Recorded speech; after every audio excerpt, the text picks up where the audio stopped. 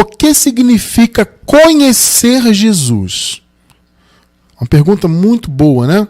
O que significa isso exatamente? Nosso versículo inicial se encontra no livro de Oséias, profeta Oséias, capítulo 6, versículo 3. Eu vou ler só o iniciozinho do versículo na Nova Versão Internacional. Conheçamos o Senhor, esforcemo-nos por conhecê-lo. Preciosa Igreja do Senhor Jesus, abençoados com toda a sorte de bênçãos, santos e amados do Pai, povo abençoado, igreja sem ruga e sem mácula. Meus amados irmãos, o que significa de fato, de verdade, legitimamente, conhecermos o Senhor Jesus? Essa é uma pergunta, amados, muito importante de se pensar e trabalhar em cima dessa resposta é o que nós pretendemos fazer aqui nesse estudo de hoje. Inclusive, hoje nós estamos continuando o estudo de semana passada, tá? Na semana passada nós falamos sobre o grande engano do sistema. E que grande engano é esse, irmão Cristiano? É justamente a forma como o sistema religioso enxerga o Senhor Jesus. Um estudo maravilhoso que eu recomendo muito que você assista. Você que está pela gravação, certamente você vai encontrar aí na descrição do vídeo o link do estudo anterior. Hoje eu vou até relembrar assim, um pequeno conceito. Claro que eu não vou me aprofundar no que foi falado semana passada, né? Porque já foi tratado com detalhes. Mas eu vou relembrar um pequeno ponto aqui de semana passada. Mas eu te convido a assistir caso eu não tenha assistido ainda. Então, continuando aquele raciocínio, vamos falar mais uma vez como que as pessoas fora do evangelho genuíno da graça enxergam Jesus e o conceito que elas têm de conhecer o Senhor. Será que de fato as pessoas no meio da religião conhecem Jesus como ele deve ser conhecido e como ele deseja ser conhecido? O interessante dessa questão de conhecer a Deus, né, é você entender que o Senhor quer ser conhecido. Ao longo do estudo aqui você vai perceber isso na palavra. Deus, amados, ele quer ser conhecido pelo seu povo. E existe um caminho certo, correto, para você conhecer a Deus. Então hoje vamos caminhar nesse conhecimento para você perceber o quão é importante você conhecer o Senhor e conhecer de maneira correta. Porque, amados, no sistema religioso, e a maioria de nós veio desse sistema, né? Eu, por exemplo, fui pentecostal, fui batista, cheguei a ser batizado na igreja católica também. Então, passei assim nos principais segmentos chamados cristãos, entre aspas, né? Eu passei nesses segmentos, né? E muitos de vocês também, muitos vieram da presbiteriana, universal, adventista do sétimo dia, cristã maranata, igreja da graça, que não tem nada de graça, né? Igreja Internacional da Graça, enfim. A maioria de vocês veio de algum sistema desse, que, como eu sempre digo, na minha opinião, é tudo farinha do mesmo saco. Apesar de existirem muitas doutrinas, né? Cada denominação tem a sua doutrina, mas, na verdade, tudo faz parte de um pacote só, né?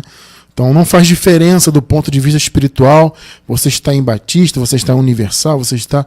Enfim, isso pouco importa. Como a palavra diz, o importante é estarmos com o coração confirmado com a graça.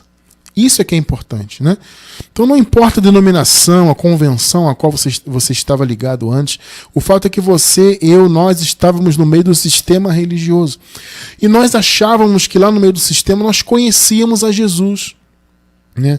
Eu tinha até aquela pretensão de que eu estava evangelizando as pessoas com Jesus, eu estava levando as pessoas a conhecerem o Senhor, e eu mesmo não conhecia.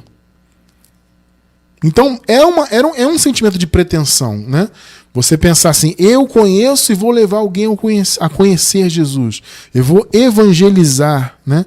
Então, evangelizar para nós era convidar as pessoas para irem em nossa denominação. Isso era evangelizar, né?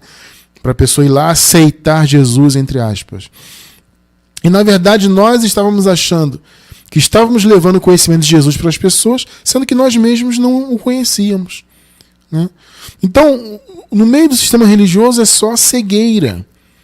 É cegueira espiritual. É um véu que é colocado nos olhos do povo para o povo não enxergar Jesus como ele deve ser visto de fato. Então, conhecer Jesus é o mesmo que conhecer a Deus, obviamente, você vai ver isso também ao longo do estudo hoje, e é amado, muito mais profundo do que você, por exemplo, conhecer Jesus do ponto de vista histórico. Muitos, principalmente os que se dizem ateus, né, conhecem Jesus somente do ponto de vista da sua historicidade. Ah, Jesus histórico, tudo bem e tal, mas só veem dessa forma. Inclusive, muitos nem creem que ele existiu historicamente, né? Então, alguns até acreditam que ele existiu historicamente, outros dizem que sequer existiu, que a figura de Jesus historicamente é apenas um mito, né? Então, conhecem apenas do ponto de vista da sua historicidade. Outros, os que já têm fé, ou que dizem ter fé, pelo menos, né, que estão aí no meio do sistema, católico, batista, etc., não importa, como eu disse, né, tudo a mesma coisa.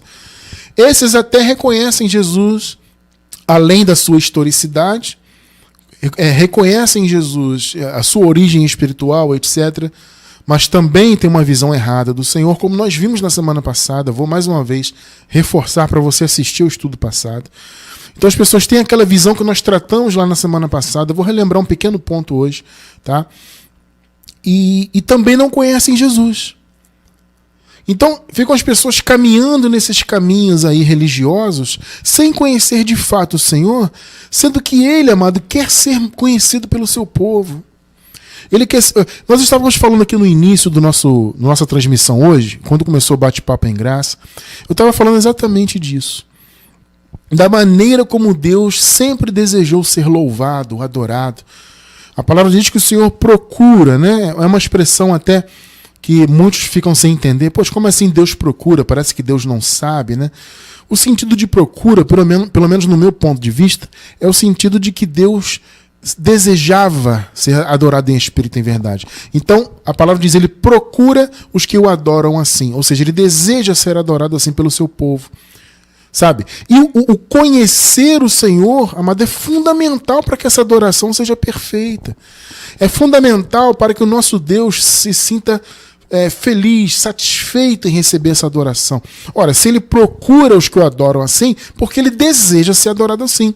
Deus nunca quis ser adorado como era feita a adoração antes no sistema, por meio de um templo, sacrifício de animais, cerimonialismo, né? Ou seja, todo aquele sistema de templo, sacerdotes, sumo sacerdote e o povo separado, porque havia essa separação, até por causa do pecado, né?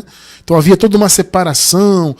Deus nunca quis ser adorado assim. Deus nunca se agradou daqueles sacrifícios, daqueles holocaustos, de todo aquele cerimonialismo. Aquilo foi algo transitório. Deus sempre desejou ser adorado, repito, em espírito e em verdade. E para que isso aconteça é fundamental você conhecer o Senhor.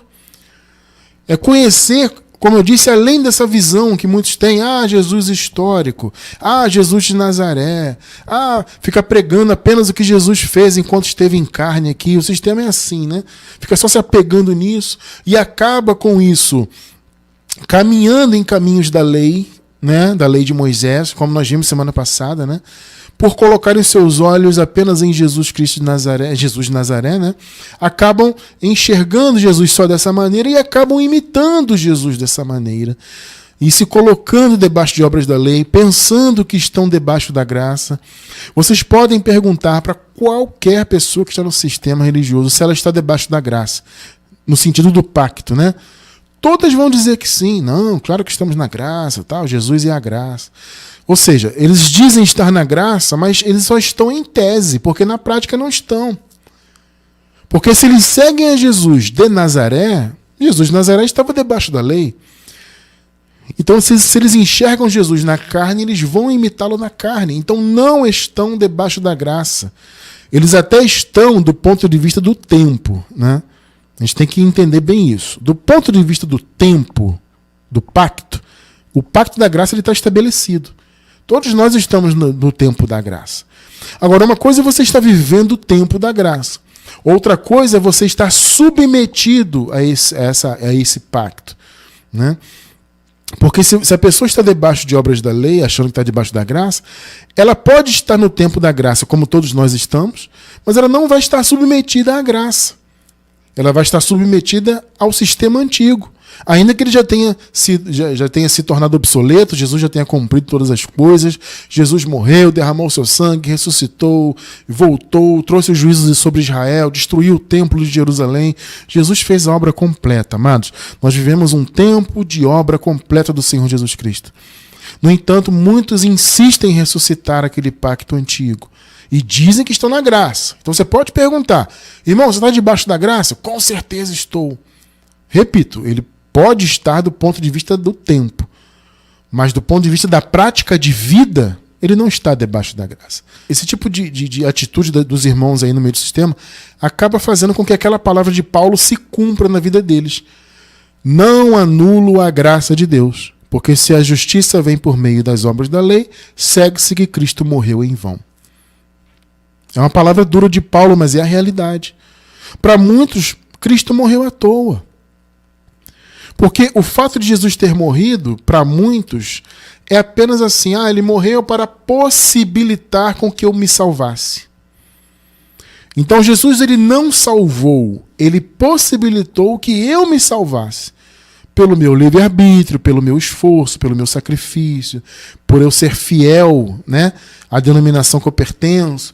Então a denominação manda eu usar o tipo de roupa X, eu vou usar o tipo de roupa X. A denominação manda eu ser fiel nisso, naquilo, eu vou ser fiel. Manda eu jejuar, eu jejuo. Manda eu ficar de horas de joelho no pó, eu fico. Manda eu subir ao monte para buscar a Deus, eu subo. Então eu vou ser salvo por isso. Muitos, amados, não se enganem. Hoje você está em graça, você acha que quase ninguém pensa assim. Amado, a maioria pensa assim ainda. É que nós estamos, graças ao bom Deus, livres desse sistema. Estamos afastados desses pensamentos malignos. Mas, lamentavelmente, muitos irmãos ainda estão nesse pensamento. Então, eles não pensam que Jesus morreu e cumpriu todas as coisas nele. Não. Ele morreu para possibilitar com que eu me salvasse. Esse é o pensamento. Então, na verdade, Jesus morreu em vão, porque se Jesus morreu para nos salvar e a pessoa tem que ainda pagar algum tipo de preço, ser fiel em instituições religiosas e cumprir esta ou aquela ordenança, então para que Jesus morreu?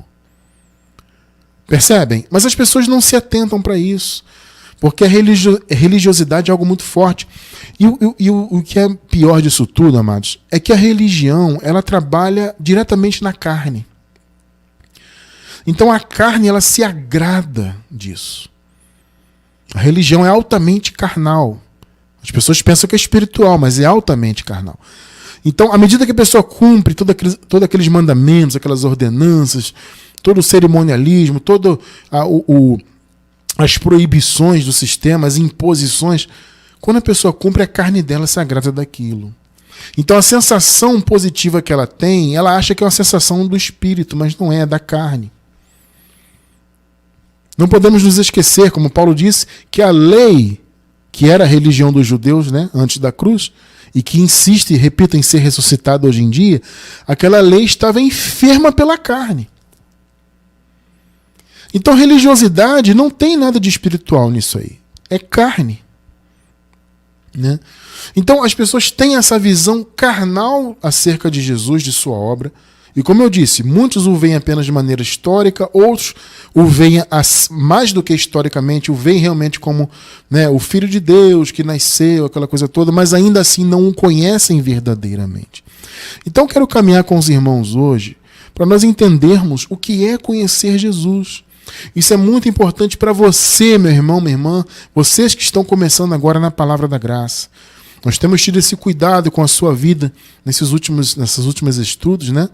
Nessas últimas semanas nós temos buscado trazer estudos para você, principalmente que está novo na graça, para você compreender isso, para você estar caminhando com os pés firmes no Evangelho, para que não haja dúvidas na sua vida, né? Porque muitos irmãos vêm para a graça, mas ainda ficam titubeando, ainda ficam tateando, né? Poxa, será que eu estou no caminho certo? Mas eu estou aqui ainda na igreja do sistema, não sei se eu saio do sistema. Então eu estou aqui cuidando, amado, do seu entendimento, trazendo esse entendimento, né, para você. E eu estou aqui, então, buscando mostrar para você na palavra que você está no caminho certo, que é o caminho da graça. Então, amados, o que significa conhecer Jesus de verdade? Como vimos, então, não tem nada a ver com estar no sistema, pertencer e seguir ao que o sistema religioso chamado cristão diz. Não. Conhecer Jesus. Em primeiro lugar, vamos ver 3 pontos básicos aqui. Em primeiro lugar, conhecer Jesus, antes de tudo, é sabermos diferenciar as suas manifestações. Nós vimos isso em detalhes, vou repetir, em detalhes, no estudo passado, semana passada. Hoje estamos continuando aquele raciocínio, tá? Você que não assistiu, que está pela gravação, embaixo do vídeo no YouTube você vai encontrar o link do estudo anterior. É fundamental nós entendermos as diferenças. Diferenças estas que as igrejas do sistema, chamadas igrejas, não têm noção, né? E por não terem noção, não ensinam para o povo, e o povo está cego nesse sentido. Então eles estão sempre colocando os olhos em Jesus de Nazaré, não entendendo que ele se manifestou como Jesus Cristo ressuscitado, nosso Senhor. Mas depois da sua ressurreição, mudou, né? O Senhor mudou. Né? Pode parecer estranho falar isso, porque em algum momento da palavra, na carta aos Hebreus, diz que o Senhor é o mesmo ontem, hoje e eternamente. Claro que ele é o mesmo, tá? Na sua essência, mas ele se manifesta de formas diferentes.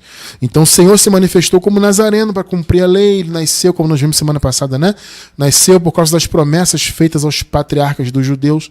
Então ele nasceu na descendência de Davi, etc, aquela coisa toda.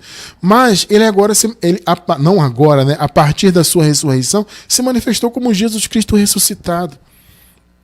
Se você não aprender a diferenciar isso, amado, você nunca vai conhecer Jesus de verdade. Você vai sempre estar andando no caminho religioso. E Jesus, amado, ele não chamou ninguém para ser religioso. Por mais que isso pareça positivo, né? Ah, irmão Cristiano, não é positivo o cara ser religioso? Olha, amado, eu vou ser sincero para vocês. Na religião tem coisas positivas sim, eu não vou negar isso. Tá? Então existem alguns aspectos que são positivos. Mas de maneira geral, a religião é prejudicial, porque ela não revela Deus. Então, por mais que haja alguns pontos positivos do cara ser religioso, o fato de Deus não ser revelado para ele faz com que seja, na verdade, negativo. Então, a balança da religião, ela pesa muito mais para o negativo. Mas, amados, nós não temos que estar com a balança pesada para o negativo. Nós temos que estar para o positivo sempre. De negativo já basta termos a natureza humana, que é o mal, né? Que é o verdadeiro diabo contra a nossa vida, o diabolos, né? A natureza humana, o velho homem. Já basta isso. Nós temos sempre que buscar cada vez mais conhecer o Senhor e viver positivamente o Evangelho, não baseados em mandamentos, religião e ordenanças e sistema religioso. Estamos fora disso. Então, o primeiro ponto é o que nós vimos em detalhes na semana passada. É conhecer a manifestação de Jesus eterna da nova aliança. Aliança esta que é eterna. Então o Paulo, como nós vimos semana passada, eu vou relembrar esse ponto hoje. O Paulo, logo no início da carta aos Romanos, que é uma carta que ele trabalha bastante esse conceito, né, de Jesus ressuscitado, etc.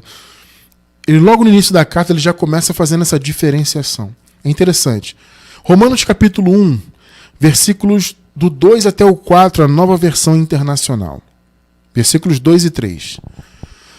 O qual foi prometido por ele de antemão. Aqui está falando do Evangelho, né? O Evangelho foi prometido por Deus de antemão, por meio de seus profetas nas Escrituras Sagradas, acerca de seu Filho. Ou seja, o Evangelho, a boa notícia acerca do Filho de Deus.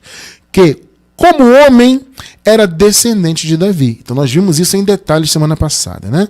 Então você vê que aqui o Paulo já começa destacando, olha, como homem, ele é descendente de Davi. Como homem. Versículo 4. E que, mediante o Espírito de Santidade, olha aí, ó, ele foi declarado Filho de Deus com poder. Então ele nasceu como judeu. Jesus viveu, né?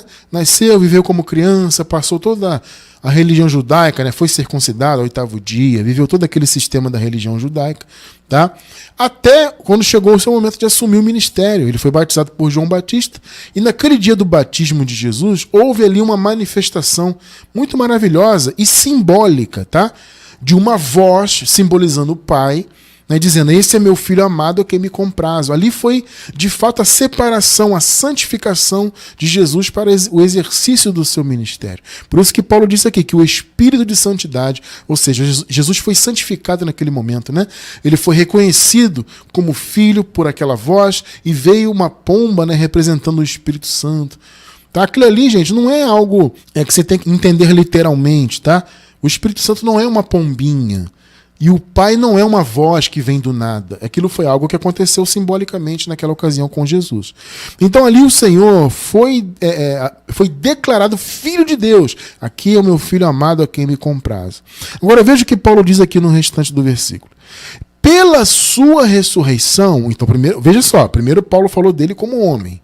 Aí diz, ele veio como homem, como judeu, nasceu da descendência de Davi, aquela coisa toda, até que ele foi reconhecido como Filho de Deus pelo Espírito de Santidade. Agora, pela ressurreição dentre os mortos, como ele foi declarado? Jesus Cristo, nosso Senhor. Então aqui você encontra a diferença. Uma coisa é o Jesus histórico, que nasceu da descendência de Davi, o homem Jesus.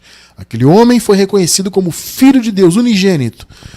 A Cristiano França, por que ele é unigênito? O que significa isso? Significa o único. Mas, Cristiano, por que ele é único? Deus não tem outros filhos?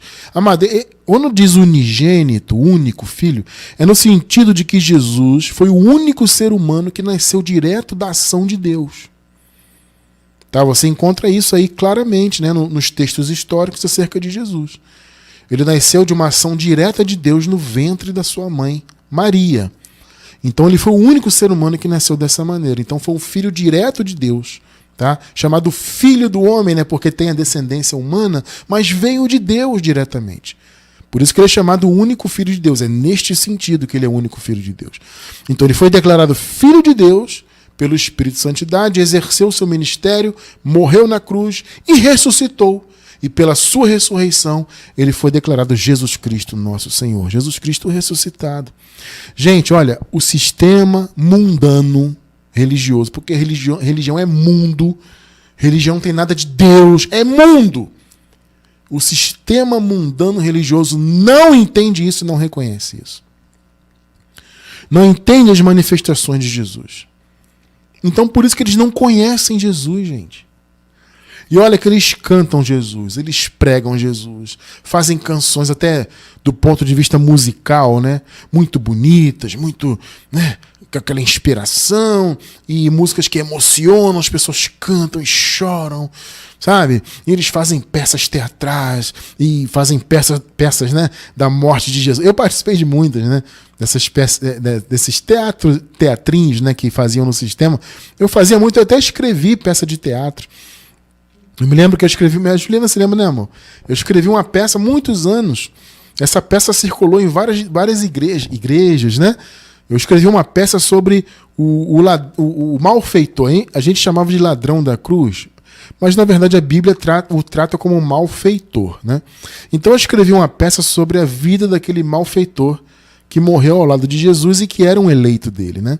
Então eu escrevi uma peça sobre isso e essa peça passou em várias igrejas. Primeiro eu escrevi para a igreja que nós éramos, né, pentecostal, e eu peguei o roteiro e essa peça nós começamos a fazer e tudo mais, então muitas pessoas viram, a gente fazia em congressos, etc. E aí muitas pessoas pegaram o roteiro e acabou se espalhando essa peça por aí.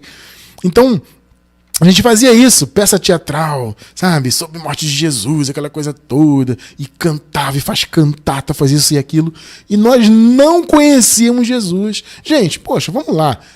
Quando que você que veio do sistema ouviu falar disso? Jesus de Nazaré, Jesus ressuscitado. Você nunca ouviu falar disso. Eu nunca tinha ouvido falar disso. E olha que eu era líder, né? Professor de escola bíblica. E daí? Não conhecia nada. Eu achava que conhecia. Mas ficava vendo só Jesus carnalmente, imitando Jesus carnalmente. Isso não é conhecer Jesus. Então é fundamental você aprender a separar as manifestações. Então, amado, eu não vou me aprofundar nisso hoje, como eu disse, eu já falei disso no estudo anterior. Então, peço encarecidamente, você que está ao vivo agora, ou pela gravação, você está chegando agora na graça, em especial me refiro a você. Você não assistiu o estudo anterior? Poxa, irmão Cristiano, eu não assisti. Gente, faz esse esforço. Separa um tempinho e invista. Você não vai estar perdendo esse tempo. Ao contrário, invista esse tempo em assistir esse estudo e outros estudos nossos, obviamente, tá? Mas em especial esse, assista-o, tá? Hoje estamos continuando aquele raciocínio anterior. Então é fundamental você conhecer as manifestações de Jesus. Esse é o primeiro passo para você conhecer Jesus de fato, tá? O segundo ponto que eu quero tratar hoje sobre conhecer Jesus. Para você conhecer Jesus de fato, de verdade, além de você reconhecer a sua manifestação e seguir a manifestação correta dele para a nova aliança, você deve reconhecer Jesus como Deus. É fundamental você entender a deidade de Cristo, ou seja, a qualidade de Deus, porque ele é Deus sobre todos. Tremendo isso, né? Vamos ler aqui, Romanos, capítulo 9. Eu vou ler aqui a Nova Versão Internacional, vamos ler os versículos do 3 ao 5. Aqui Paulo falando, né? Pois eu até desejaria ser amaldiçoado e separado de Cristo por amor dos meus irmãos, os da minha raça. O Paulo, ele tinha muito isso, né? Ele queria muito que os israelitas, os judeus, que eram sangue do seu sangue, pudessem alcançar todos eles a salvação. Paulo tinha isso na mente dele. Mas o próprio Paulo sabia que isso não era possível, né? Se você ler o contexto aqui do capítulo 9, você vê Paulo dissertando sobre isso. Ele diz, olha, nem todos que são de Israel são Israel de fato, nem todos são israelitas de verdade, do ponto de vista do espírito, né? Porque uma coisa é ser israelita do ponto de vista da carne, né? Agora, o verdadeiro filho de Deus, ele é israelita do ponto de vista do espírito. Então Paulo fala, nem todos que são de Israel são realmente israelitas. É tremendo, né? Então Paulo fala, olha, por mim eu seria até amaldiçoado se eu pudesse fazer uma troca. Eu até me amaldiçoaria para que os meus irmãos, carnalmente falando, os meus conterrâneos, né, pudessem receber todos eles a salvação. Mas o próprio Paulo sabia que isso não era possível. Versículo 4.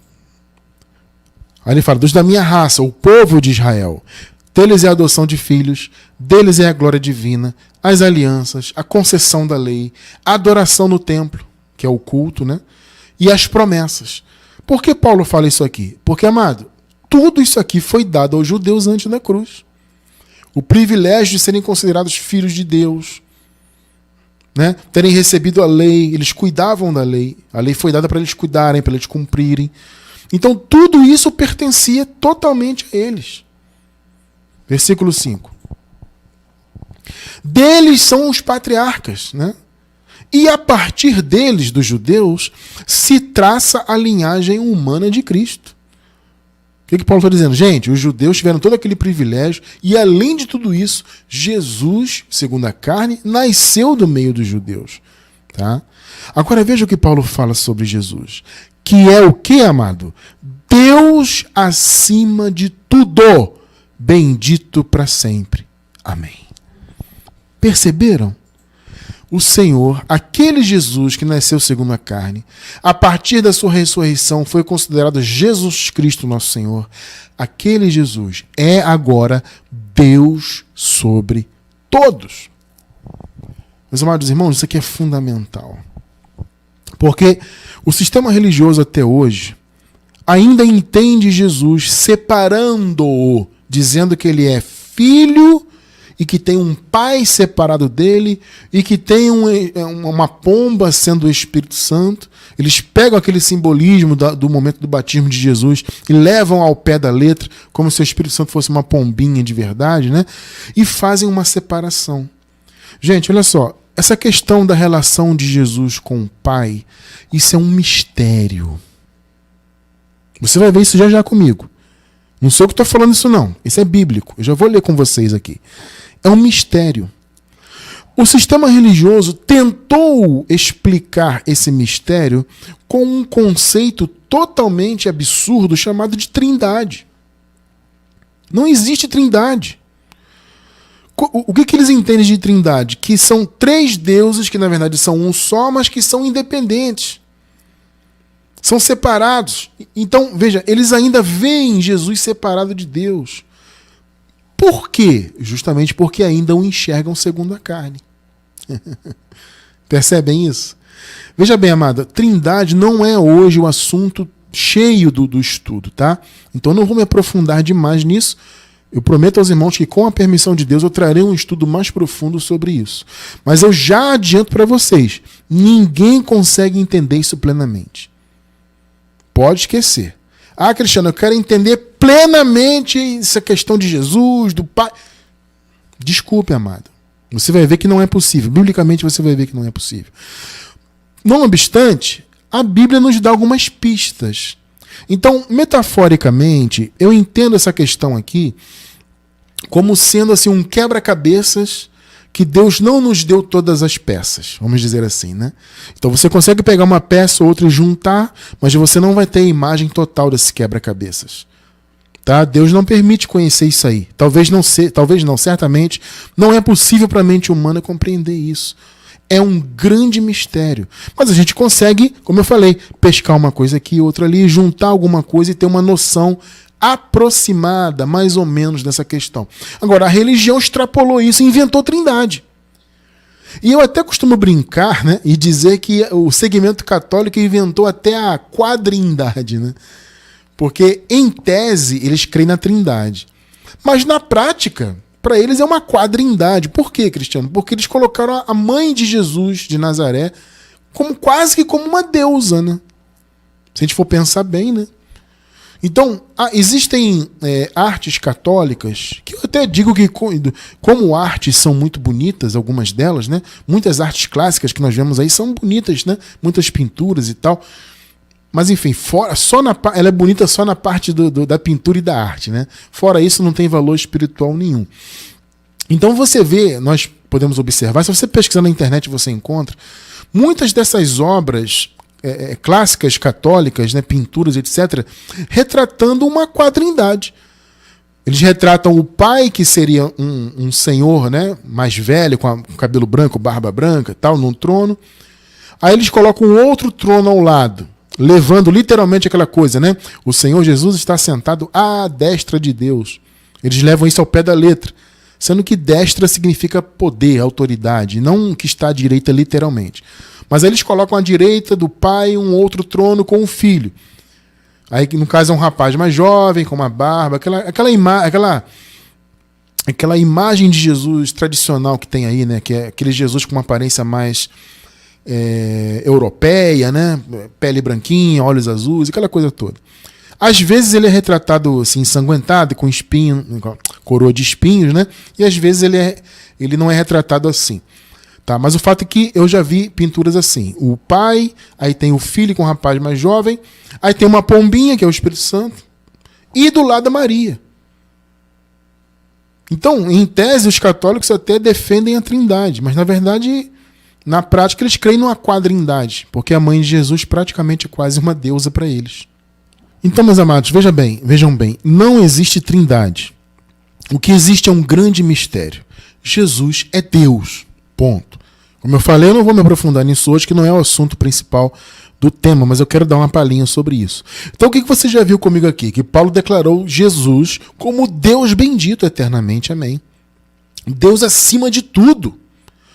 Veja esse episódio interessante aqui no livro histórico de João. João, capítulo 14, versículos do 7 ao 9. Vamos ler o 7 e o 8. Se vós me conhecesseis a mim, também conhecereis a meu Pai. Olha só o que Jesus está dizendo, gente. Presta bem atenção. Vamos com calma para a gente entender bem isso aí, tá? Se vós me conhecesseis a mim, também conhecereis a meu Pai. Pegou, né? Olha o conhecimento aí. Conhecer Jesus é conhecer o Pai, porque eles são um. E já desde agora o conheceis. Tremendo, né? E o tendes visto. Gente, eu fico parando para pensar, os discípulos ouvindo Jesus falar isso, né? Estavam ali ouvindo, aí de repente Jesus fala assim, olha, se vocês me conhecessem de fato, vocês conheceriam meu Pai. Porque eles tinham a sede de conhecer o Pai. Pai, eu quero ver o Pai. Aí Jesus fala, e já desde agora o conheceis. Imagina a mente deles, né? Puxa vida, mas como assim eu conheço o Pai?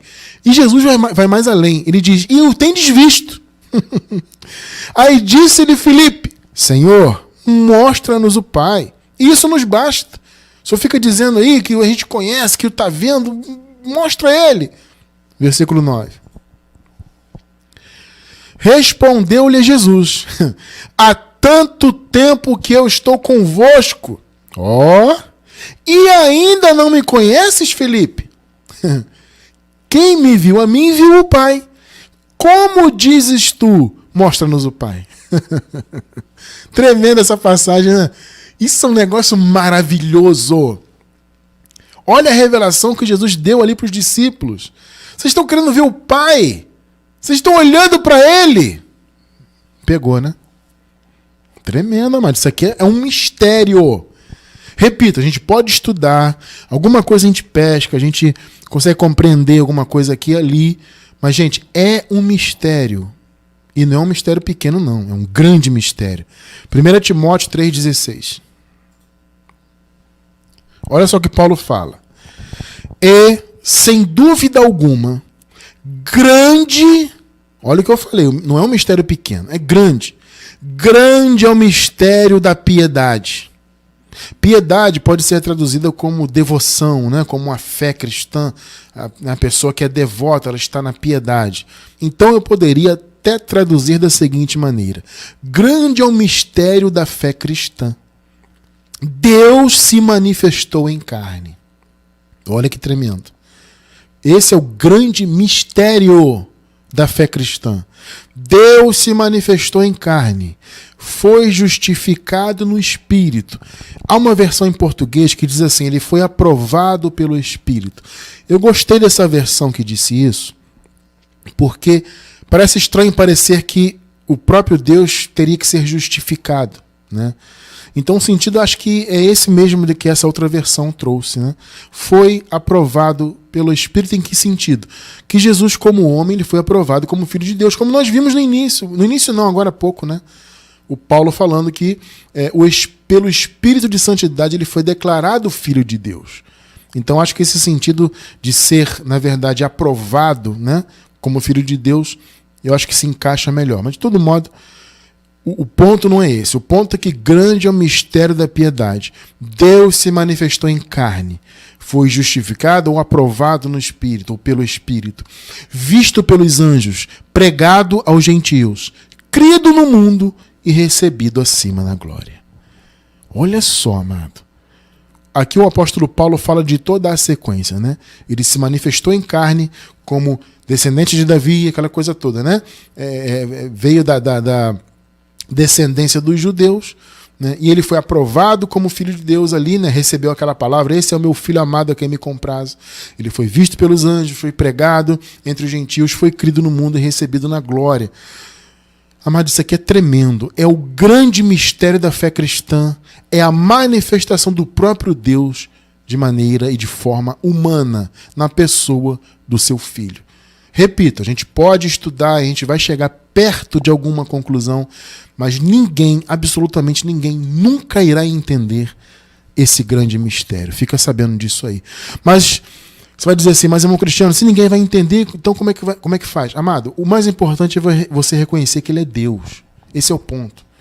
Não separe Jesus de Deus, porque Jesus não é mais um homem, percebe?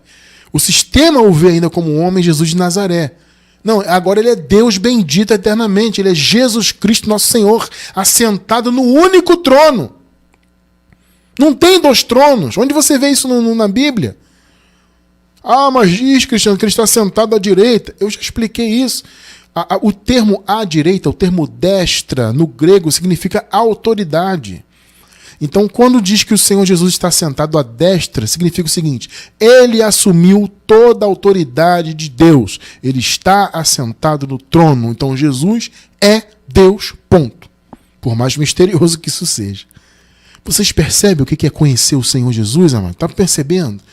É muito profundo, amado. É muito longe de tudo que o sistema religioso sempre nos ofereceu. Então, meus amados, não tem como você imaginar que aquilo que o sistema sempre nos passou, né, a respeito dessa visão acerca de Jesus, que aquilo é a verdade. O sistema religioso nunca revelou a verdade. Você nunca iria conhecer Jesus ali. Porque tem essa mistura, né? Eles não entendem as manifestações, não veem Jesus como Deus de fato, ficam nessas discussões teológicas. Não, Jesus é Deus? Não, ele é só filho. Não, porque, sabe? Não, ele é ele é Deus, mas ele é um Deus separado. Sabe? Eles ficam no meio desse lamaçal teológico e não saem disso. Eles não entendem que essa questão de Jesus e do Pai e de ele ser o próprio Deus assentado no trono é um grande mistério. Você não tem que inventar trindade, entre aspas, para explicar Deus. Entende? É um grande mistério. O grande mistério da piedade, o grande mistério da fé cristã é esse. Deus se manifestou em carne. Aquele Criador que criou todas as coisas se manifestou em forma humana. Esse é um mistério. Então, o que significa conhecer Jesus? Separar as suas manifestações e enxergá-lo da maneira correta, como Jesus Cristo ressuscitado, não mais como Nazareno. Reconhecer que esse Jesus ressuscitado é Deus sobre todos. Terceiro ponto importante é conhecer Jesus por meio da sua palavra. Simples assim. E eu lhe pergunto, você que está em graça, você já tem essa resposta. O que significa conhecer a palavra de Jesus? O que é a palavra de Jesus na nova aliança? Você tem a resposta. É o quê? Evangelho da graça. Amado, olha, fora do evangelho da graça, você nunca vai conhecer Jesus. Quem está em graça há muito tempo já sabe disso. Você que já é experimentado na palavra, etc., você sabe disso. Mas você que está chegando na graça agora, é bom você entender isso. Deus está lhe dando um privilégio tremendo de conhecê-lo através do evangelho da graça. Privilégio que, infelizmente, é para poucos hoje. Mas a palavra está avançando, ela está chegando, né? E chegou até você. E agora em graça sim você vai conhecer Jesus. Primeiro porque a graça vai te levar a você separar as manifestações como vimos. Depois a graça vai fazer você reconhecer Jesus como Deus. E à medida que você conhece esse evangelho, você vai conhecendo cada vez mais o caráter de Deus. Gente, é evidente que você não vai conhecer plenamente. Tá? É bom você entender isso. Você vai conhecer e reconhecer Jesus dentro daquilo, do limite, né, que ele permite conhecer.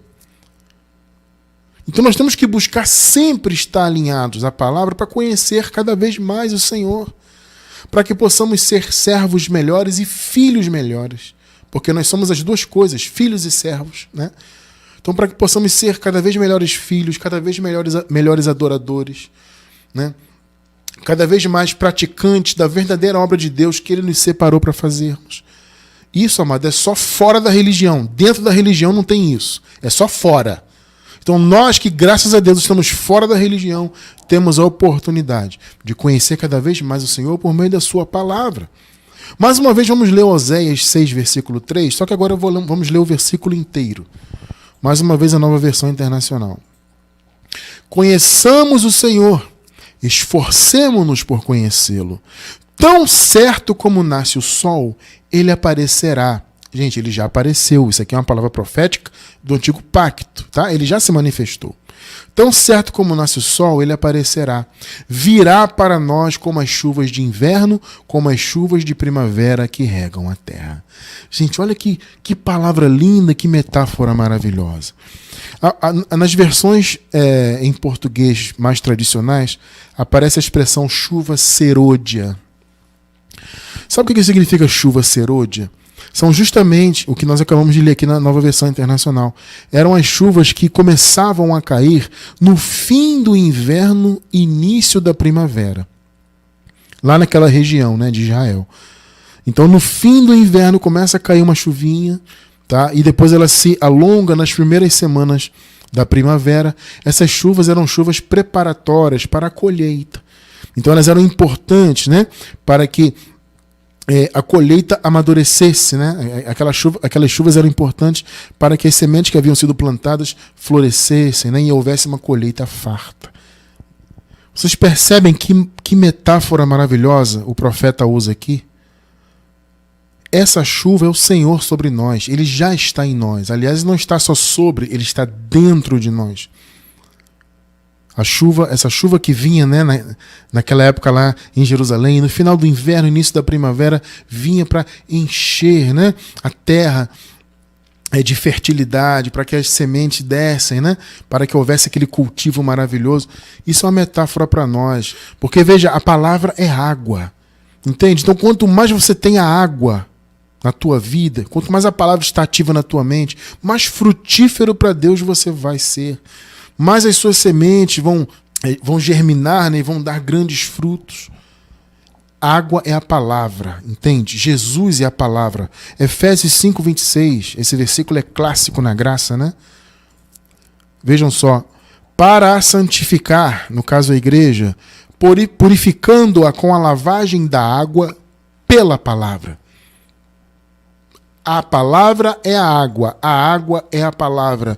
Então, quando diz que Deus viria, né, e já veio como chuva serôdia, essa chuva do fim do inverno, início da primavera, lá em Israel, é uma metáfora da frutificação que a palavra de Deus faz em nossas vidas.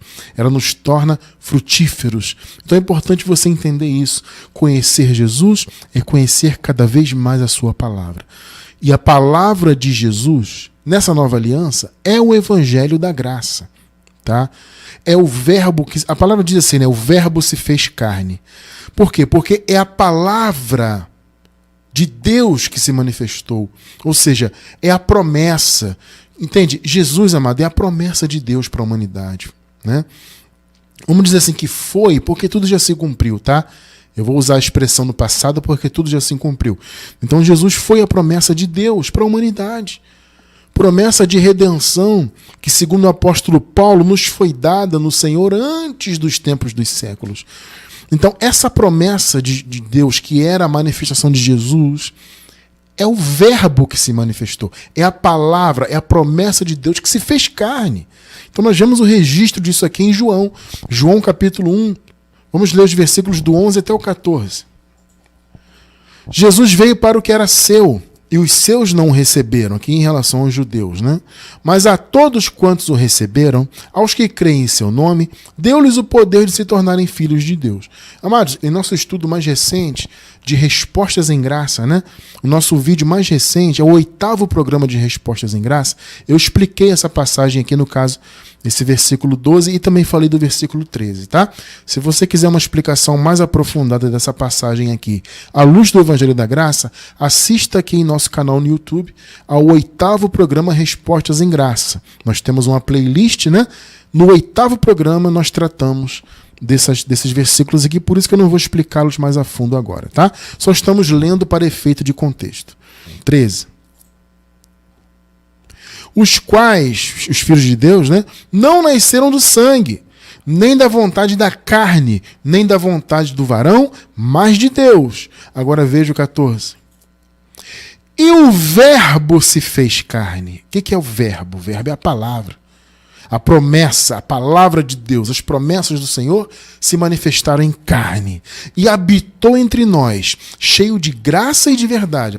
E vimos a sua glória como a glória do unigênito do Pai. O verbo se fez carne. A palavra de Deus se manifestou. As promessas de Deus se manifestaram em Jesus. Ele, portanto, é a palavra de Deus. Quanto mais você estuda o Evangelho da Graça, mais você conhece a palavra de Deus, mais você conhece Jesus.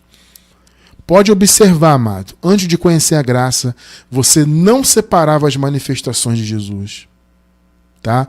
Você sequer reconhecia Jesus como Deus.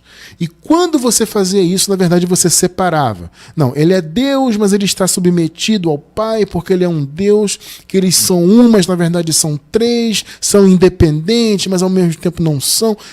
Era uma confusão, né? O Evangelho genuíno da graça veio organizar os nossos pensamentos. Então hoje você entende que é Jesus Cristo ressuscitado, nosso Senhor. Você entende que ele é Deus sobre todos. Tá? E você entende que ele é a palavra na tua vida. Lembre-se, a palavra é a água. A água, aqui como diz no texto que nós lemos de Oséias, é a chuva serôdia. É aquela chuva que vinha para fazer a terra dar frutos. Gente, quanto mais em graça você estiver, quanto mais a sua mente estiver alinhada à palavra, mais fruto você dará para Deus, mais galardão você terá da parte de Deus. Eu quero encerrar com Oséias, mais uma vez, né, capítulo 6, agora o versículo 6, nova versão internacional. Olha só, amado, o desejo de Deus, como Deus sempre quis ser conhecido pelo seu povo. Pois desejo misericórdia, ou seja, eu quero que vocês sejam misericordiosos, não sacrifícios. Percebe isso? Aqueles sacrifícios nunca agradaram a Deus. Então Deus diz, olha, no lugar desses sacrifícios, eu prefiro que vocês sejam misericordiosos. Né? Então o desejo é misericórdia, não sacrifícios. Vejam só, o conhecimento de Deus em vez de holocaustos. Olha, meu amado, que palavra, hein? Percebeu? Em vez desses holocaustos que vocês oferecem, eu quero que vocês me conheçam. Gente, olha só, essa palavra aqui é do Antigo Pacto, sim. Ela é uma palavra para os judeus e para os hebreus naquela época, sim. Mas nós podemos reter o que é bom dela e contextualizar para os nossos tempos. Sabe por que eu posso contextualizar essa passagem aqui? Porque o sistema religioso está exatamente como os judeus, oferecendo sacrifícios hoje. Claro, diferente assim no sentido prático, né? O sistema hoje, como eu disse, né? Eles não matam animais, não oferecem sangue de animais, pelo menos os mais tradicionais que eu conheço, né? Então, assim, eles não oferecem sacrifícios como na lei, mas eles oferecem outros tipos de sacrifício que são inspirados na lei ou que vêm diretamente da própria lei de Moisés e ficam oferecendo esse tipo de cerimonialismo para Deus, como se isso fosse adorar a Deus. E Deus está dizendo, eu não quero sacrifícios, quero que vocês sejam pessoas misericordiosas, eu não quero esses holocaustos, eu quero que vocês me conheçam. Então nós, como filhos de Deus, temos um chamado a conhecer o nosso Senhor. Então, conhecer Jesus. Jesus é Deus. Então, reconhecê-lo como Jesus ressuscitado, reconhecê-lo como Deus acima de tudo e conhecer a sua palavra, que é o Evangelho da graça de Deus.